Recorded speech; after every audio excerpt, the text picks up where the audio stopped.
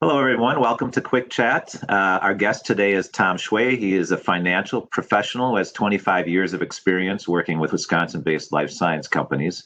At DNA Star, he helped the company win and manage more than $15 million in NIH SBIR grant funding. Today, Tom will share best practices for writing solid SBIR commercialization plans. So welcome, Tom. Thank you. Happy to be here. Before we get started with our conversation, just a few logistics. We will start out with 25-minute conversation and then Q&A at the end with questions in the chat box. And this is being recorded. So let's get started. So maybe you can fill in the blanks of my broad description with a little more background about yourself, Tom. Yeah, thanks. I'm a certified public accountant by background. Spent 13 years with Ernst & Young at the start of my career, which was a really good experience to try and just see a lot of other companies and different industries in that, therefore. Spent 3 years at Nelson Industries, a fairly large traditional manufacturer here in Stoughton, Wisconsin, and then ended up in biotech, as you said, starting with Promega Corporation, where I headed up their finance and accounting group for about 7 years, small biotech Panvera, and then I ended up for 16 years, most recently being general manager of DNA Star, which is a DNA sequence analysis software company headquartered in Madison. And it was really at DNA Star where I started to get my NIH experience, in part because they were the only company that was small enough to get the SBIR grants, as they have a limit on the number of employees you can have. Great. So today we're going to focus on your experience with SBIR funding. And so can you give us a little bit of an overview on that and number of applications submitted, success rate, those types of things? Yeah. So DNA Star is a company that started in the 1980s. It was started by a professor, Fred Blattner, out of a genetics lab at the University of Wisconsin. And this is actually at the time that the SBIR program was just starting. In fact, Fred would claim, I didn't go back to verify this or not, that he received the very first SBIR grant ever awarded by NIH. Oh. So this was in the mid 80s. And it was a great way, as Fred had this idea for his software, to take the idea with some non-dilutive financing, grant money, and get it out of the university. And so they did that in the 1980s, and they were very successful. The 90s, the grant work kind of slowed down, and these are years I wasn't part of the organization. I joined in 2004, and when I joined, there were no active SBIR grants. It had really been a while since the company had relied heavily on SBIR grants for its funding. It had a product that was at the right place at the right time, as the molecular biology industry was just exploding really globally. And really, because of profitable operations from product sales, I think they felt they didn't need to do the NIH funding, the SBIR funding. When I came on board, our product line was now about 20 years old, getting a little stale, and we really needed some ways to do some long-term research and development. And Fred and I talked about it and said, we need to get back to NIH grants. Now, this is something I had no experience with previously. Fred, out of academia and his prior DNA Star experience, had a lot of experience at it. We struggled in the beginning. It was a pretty big challenge. We would do applications and not even get scored. And, there's really 3 tiers there. There's kind of the good score. Well, the top half of grants get scored, grant applications. The other half do not. In the beginning, we weren't even getting scored on some of those applications. But after some attempts, and you learn from the comments you get back, we started to do better and eventually got some phase 1 applications awarded, and then into some fast tracks and so forth. And over time, we ended up getting about $15 million over about the last 10, 12 years in successful grant awards. You asked an interesting question, Brian, which is the success rate. And I guess what I would say is, in first applications, it was probably about 33%. But you get feedback, and you're able to resubmit. You talk with the program manager, all kinds of ways you can use that information. Probably close to double that ultimately on the projects that we planned to do, somewhere between 55, 66%, something like that, as far as an ultimate success rate. Yeah, that's great. So you mentioned struggles. maybe what were one or two of those struggles? What did you learn from those? So, well, I think, part of what we learned was the whole application is really a sales process. You are trying to convince the three NIH reviewers in particular that your idea has merit, that it will impact the world in a positive way, and especially as you get into the fast track, or ultimately as NIH allowed direct to phase 2 proposals that are more than $1 million, that it's worth NIH investing $1 million or more in your idea, and that there will be a return on investment. So the struggles are really, it's coming up with the idea, and then how do we package this in a way that it will appear to be impactful enough that NIH should make this investment in our idea and our company. And then that's the scientific side. Oh, and by the way, and the part I tended to be more involved with, I was involved more or less in administration of the grants, but also writing the commercialization plans. How do we convince them that we have an organization that when this idea is fully developed, we can get it into the market and be successful against all the competition that's out there today and what will be there 2 and 3 and 4 and 5 years from now when our project is complete. Those are maybe more challenges than struggles, but the struggle is putting all that together in a coherent, cohesive package called the grant application. And how much of a challenge was it? So you were the business guy or business Yes. person. How much of a challenge was it working with scientific colleagues? How did that come together when putting these proposals together? That's a great question, and the really it really started months before any application, and it would be where we would get together and try and say, what is the idea that we think will be so good, and we'll be able to put together a broad packet, a solid application for that we should proceed. So we would start meeting many months before. NIH has 3 deadlines for SBIR grants, and we were all NIH. I know there's other venues, but we tended to be all NIH, and it's April and September and December. So many months before that, we would start to get together, scientific and business, and start to talk about what are the ideas. And it really kind of came out to, can we put together a couple of aims, not in any final written way, but just ideas of, if we could help people do this better or use this technique to do that, we would start the discussion. Then as we got, throughout the process, of course, we're in great communication all along with the scientists. We would as we started to say, yes, this is an idea that makes sense, we would meet weekly, and everybody's doing their piece, and I'm trying to do the commercialization plan and budgets and other things, and scientists are writing the scientific plan and the aims and all that. But we would make sure that we would be getting together at least weekly, formally, to talk about, where are we? How are we doing?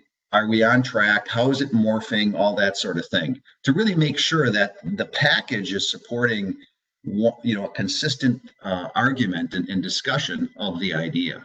So it's really pretty continuous communication throughout. Yeah, that's. I like the idea of getting together, just focusing on the aims before anything else. So let's get a little more specific. So you mentioned you had a stronger role in the commercialization plans, and for NIH, we know the plan should be presented in 7 sections that describe the market potential, plan path to commercialization.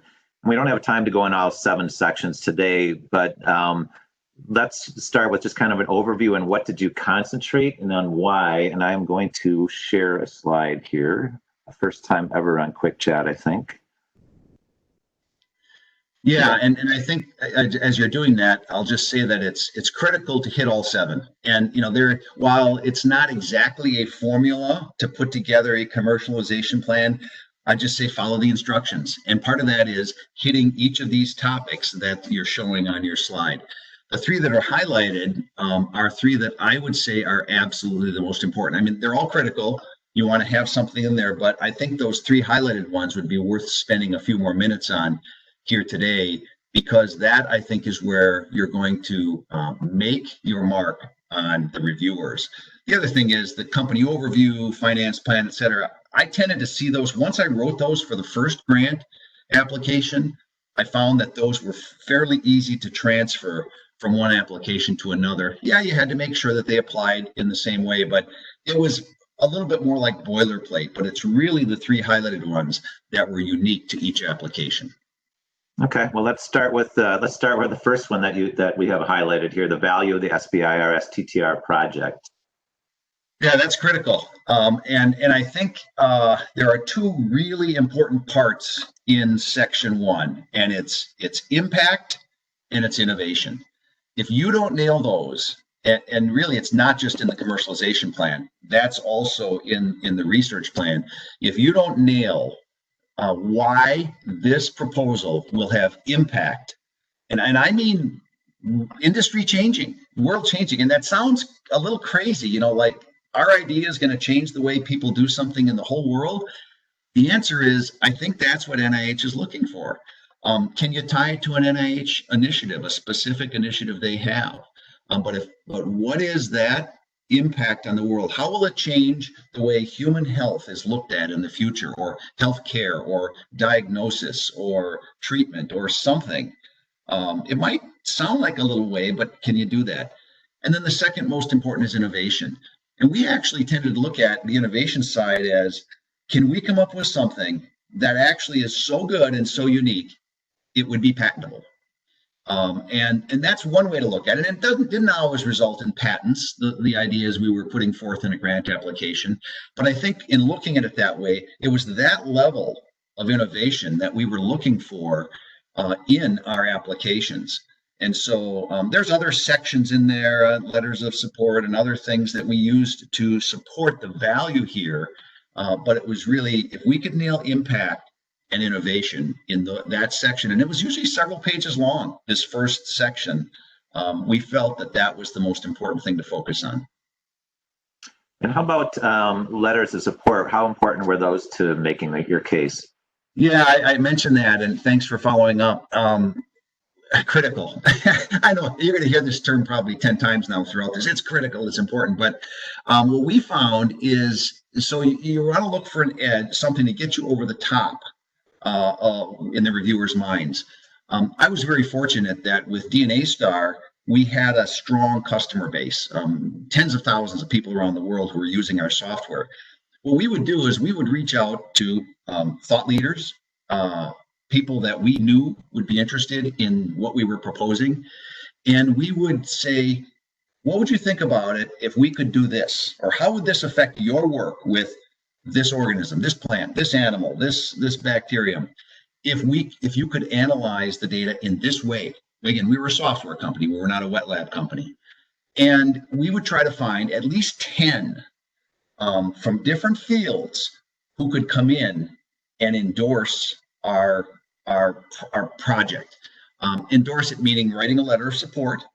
And then I would take those, and in a section about a third of a page long, right in the commercialization plan, we'd attach all the letters of support, of course, as part of our application.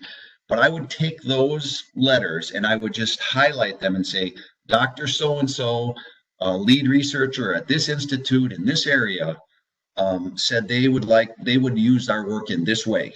And if you get, all of a sudden you're reading through a commercialization plan and you see someone who says, look at these 10 people in different fields and different applications, all of whom say this would be worthwhile.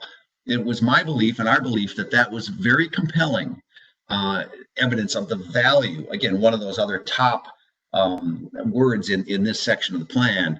So if we hit impact, we hit innovation, and then I've got 10, 12 people, whatever it is, all of whom are saying, I would use this. We felt that made a strong argument. So we felt letters of support were very important. Yeah, so it's coming together. Your formula is coming together here, and how does that? So let's go on to the other two highlighted sections. So how do things play into how did you approach market, customer, and competition analysis? Well, I'll tell you, this was probably the toughest area for me. Given my background as a CPA, I didn't come from a market research background. I don't know molecular biology, in and out. I didn't spend years studying that at the PhD level and working in it. So this was a tough one. What I found is that as we were doing those early discussions with scientists, our principal investigator and others on the project would end up becoming immersed in the literature. And so I tended to rely upon them for the current state of the art. Yeah, I would know the basic competitors in an area today from the commercial side of the business, which I managed. But as far as where's the industry going and what techniques are others using and so forth, I tended to rely upon the scientists to say, here's what we're seeing in the literature and here's what's going on. So that's kind of the competition side. And then we had to say, well, okay, if that's where the competition is, how are we going to enter the market and be successful? And all I can say is, again, I had advantages because we had been in business 20, 25, even 30 years by the time I was writing some of these plans. Mm-hmm. So for a startup company, if I think about others who may be writing these plans and don't have a commercial organization in place, all I would say is be credible. Think through, what are you actually going to do to approach and address the market, and put that in writing. Well, I'm going to have to hire a salesperson, or we'll have to get a website up and running, or, and I know that'll take resources. I think lay out your plan, which is all we did. And again, we had advantages because we had a market in place, but lay it out and make a credible plan for how you're going to approach the market. Okay, in the third section, revenue stream that we're highlighting, revenue stream. What did you find to be important here? Yeah, this is interesting. Be realistic. I don't think, again, let's talk about a phase 2 type grant, somewhere between $1 and $3 million over a multi-year period. I think if we came back in and we said, we're going to make $100,000 a year, well, that's not much of an investment, not much of a return on the investment of $1 million plus. By the same token, if we said in year 3, we're going to probably sell $100 million of this, I'm not sure that's believable. We tended to find a sweet spot, right or wrong for us, that we would end up in the $1 million, $2 million a year range in the 3rd or 4th year after the project was completed. It number one, it fit with the size of our business, and it fit with the story we were telling throughout as to competition and so forth. And it also seemed to fit financially from a model perspective. Again, if you're saying, I'm going to invest $1.5 million from NIH, how much return, what kind of return on investment might I need to make that worthwhile? That's what we did. Now that's kind of more about the story. And I would just say, what I would do is I'd go into detail on assumptions and say, we think we can sell it for $5,000 per license or whatever. We think this is the market we'll approach. But I'd pretty much just put a really quick chart in there. Very simple. Annual revenue for the next 3 to 5 years. And if appropriate, I'd show how it built on our current base in that domain, if it was genomics, or possibly protein structure prediction software, whichever area we were in. Here's where we are today, and here's how I see that building over time. That I let that chart really be the primary argument in that section, surrounded by some assumptions that we hoped we had laid out earlier as to how we fit in the market from a unit price perspective, and how we might grow into that market and overtake some of the competition that's there.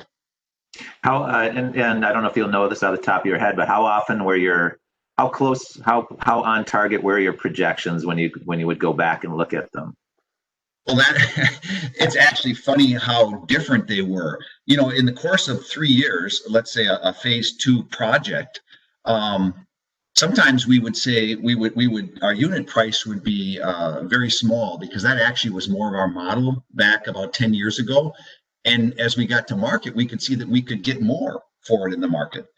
Other times we'd see that we thought the demand would be there on the cloud. Again, this is software, when in fact people still wanted it on their desktop computer. So no, we were not outstanding in making those predictions. But I don't know that that's important. In the end, that you were reasonable, yeah, reasonable, incredible. You did the best you could, and then you learn from that. And as you do future applications, you start to say, okay, well, we probably should think differently about this revenue model. We also found that, like I mentioned earlier, genomics and protein area, quite different models. Genomics is a little bit more of a lower dollar, recurring revenue thing. That's the protein model was bigger dollars, kind of one hit kind of a thing. So, and I'm talking like 5 to 10 times as much. So that got interesting too, to try and balance, depending which area we were in, how to talk about those revenue streams and what would support them. So before we get into questions from the chat box, is there anything kind of quick or brief that you want to say about the other 4 sections that jump out at you in terms of your experience? Yeah, a couple things. Number one, I would say, just as I mentioned the chart in the revenue section, don't be afraid to put pictures, charts, diagrams in there. This is a dense, it can be a dense 12-page document, the commercialization plan. That's not easy to read through. You've got human beings reading this thing. Remember that. Make it interesting. We'd put a little extra spacing in sometimes if we had the room in our plan to make it more readable. Don't be afraid. They tell you what font to use and what margins and all that, but they don't tell you whether you can or can't put pictures and graphs and all that in. Make it an interesting read.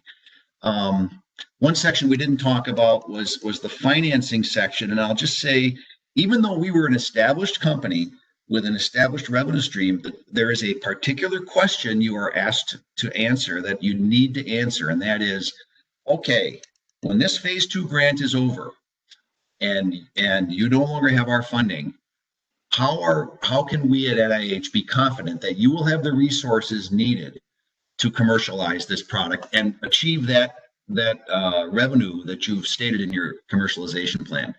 We would always talk about where those future funds are going to come, whether it was existing owners putting more money in, going out to raise money, whatever, excuse me, just working capital generated by product sales. It's critical to give the reviewers some idea of where that money is going to come from. And if your answer is outside investors, I think you better have something from them in your plan. Doesn't have to be, I don't know if I'd say the word commitment, but you better have a letter from them saying, yes, I intend to support this business going forward as they move in this direction. I think that could be a major knockout factor or strike against you if you don't address that point. Did you ever find that you put too much into that section, or was there a balance of you didn't want to put out too much to raise any questions about things that were beyond your kind of control? Yeah, I'd say, I don't know if we ever felt we put too much. What I would say is, so as I mentioned before, we were not always successful. It was less than 50% success rate on the first review. So you get your review, you get the pink sheets back, they used to call them, whatever, they're just the review comments from reviewers. Those are really helpful. So we would tend to take our guide from the reviewers, certainly for resubmissions, but also just for future applications. What struck them? Well, your commercialization plan assumptions didn't quite tie in with your research plan. That's pretty bad. We should have done a better job of, and what we tried to do is make sure I would review all the scientific documents, as hard as that was for me to read through some of those. And our scientists, I would always make sure they were reviewing the commercialization plan. So we tried to make sure they were consistent.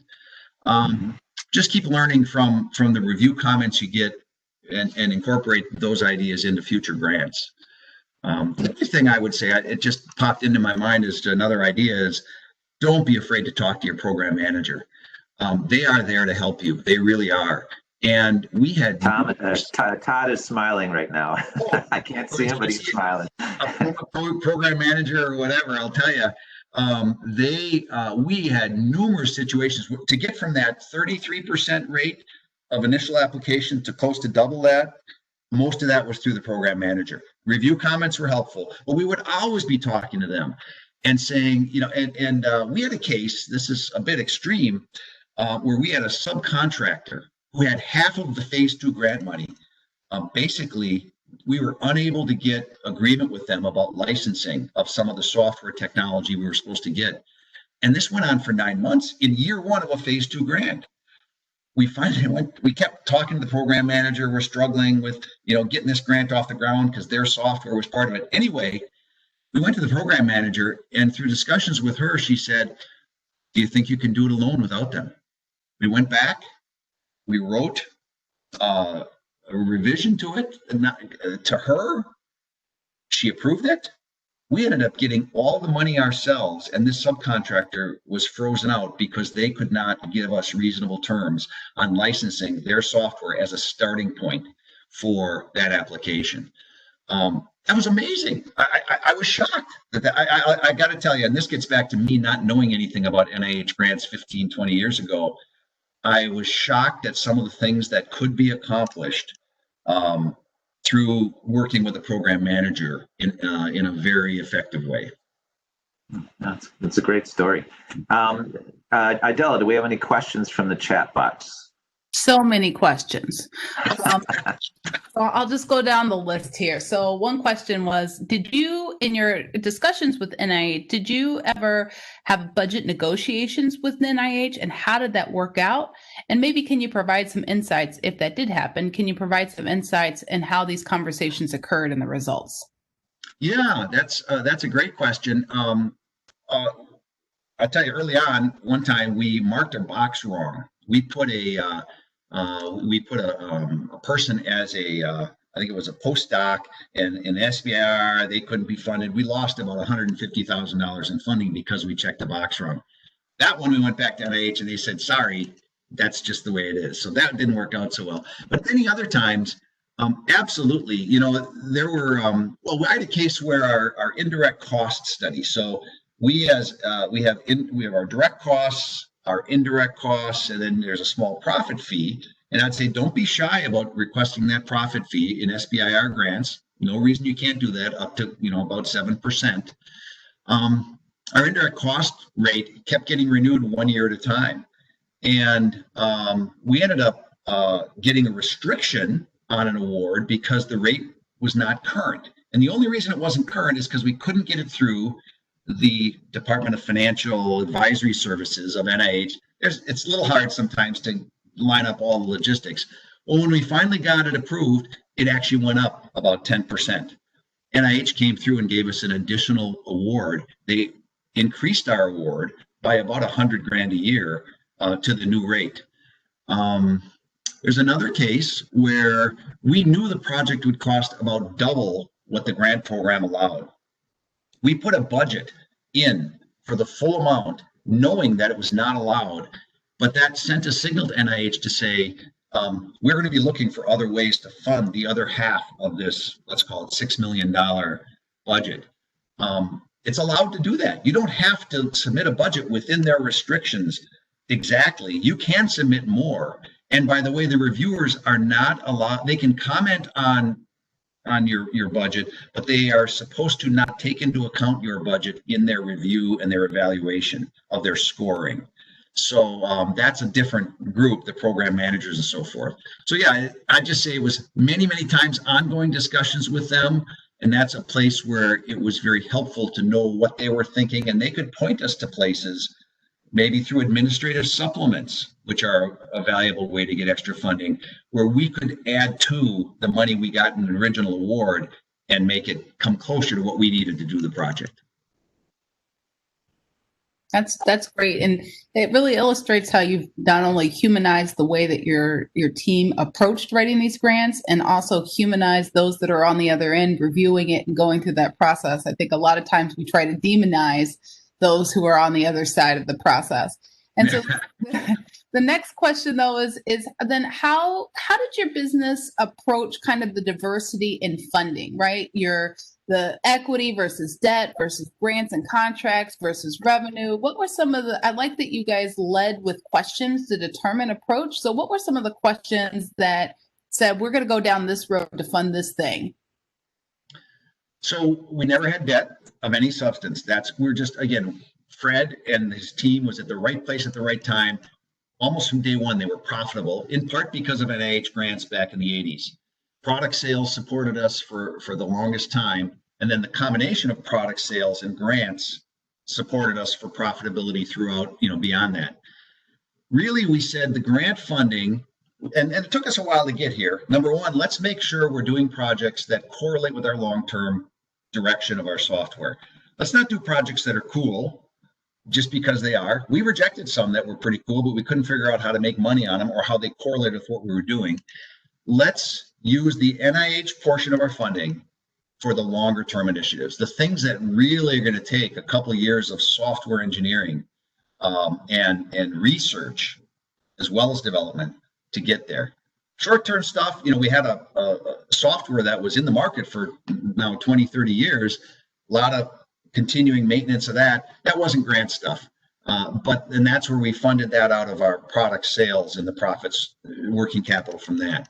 So we more or less said the way for us to keep moving forward in the big picture was to use the NIH grant funding for the longer term R&D. So one last question on that. When you're thinking about long term, right? 1 year, 5 years, whatever, and then the market interest, the ability to do the research and still hit, a profitability post phase 2. What did you guys have some guiding principles, things that we could commercialize within a year or two, or things that were in this market, or what were some of the questions and guiding principles to help you make that decision that this grant, this R&D approach, this is the new IP, I guess, that we're going to try and go after? So I'm not going to say this is always right, but this is driven in part by our founder, Fred Blattner, who's an idea guy and an innovator. So a driver for us was, is it innovative? Is it new? Is it different? Will it change the way people think about this industry? And sometimes, and that's great. Sometimes that tied into commercial success, and sometimes it tied into a cool new idea that was innovative. So that was the personality, the culture of our company, and how we did that. I'm not saying it's right for everyone, and in fact, I would say that was some tension in the company at times. There are others of us who'd say, although this isn't cool, this is what needs to be done for success in the market. Let's go there. And sometimes we would, and sometimes we wouldn't, because it might not have been innovative or interesting enough. So that, I think, spoke to the culture of the company as to how we made that decision. Okay. I think that's all the questions that are in the chat. Okay. So before we tune out, Tom, any final thoughts? Well, just a couple things. Number one, we estimated at one point that it cost us about $50,000 in person time to do a solid phase 2 application or fast track application. That's not a small amount of money. And I would just say that, as you approach it, that's why we took the thoughtful approach we did in the beginning of, we're only going to do it if we can really identify an idea that we think has legs and we can do a good application for. I think it also spoke to our success rate. Many times we just walk away from ideas because we didn't feel that they could do it, and we didn't want to spend that money unnecessarily. But in the end, I would just say that, the SBIR program is a great way to complement, well, it's a great way to start out a non-dilutive funding. And it's a great way, even if a business is already successful, to complement other revenue streams and cash flows. So we found it to be incredibly helpful for us. We stayed as a private company, never had any venture capital, outside investors come in any significant way at all.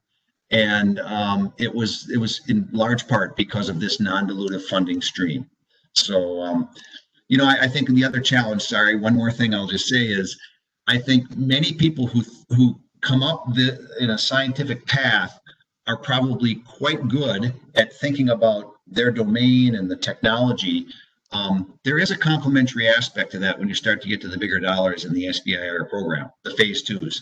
And I think if you personally don't have that skill set or that experience on the commercial side, it is probably wise to find someone, work with someone who can understand what you're trying to do and help you craft that part of the story towards as part of the application.